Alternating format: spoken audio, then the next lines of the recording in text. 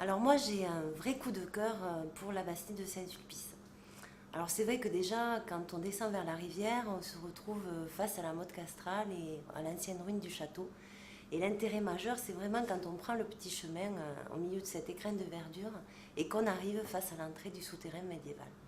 Alors là, on part pour un voyage où on va remonter le temps parce qu'on nous apprend qu'effectivement, à l'époque, il n'y avait que le monde souterrain qui servait à protéger les populations.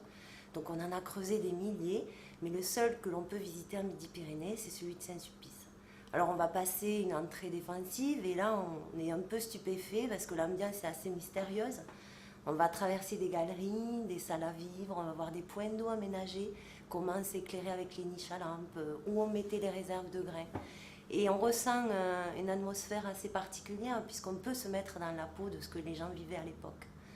On va apprendre aussi plus tard que ça a été le théâtre d'un fait historique majeur quand une grande dame du royaume de France, la duchesse du Berry, Jeanne de Boulogne et d'Auvergne, va venir se réfugier au château. Et c'est là qu'elle va mettre au travail une équipe de faux-monnayeurs qui va lui battre un trésor.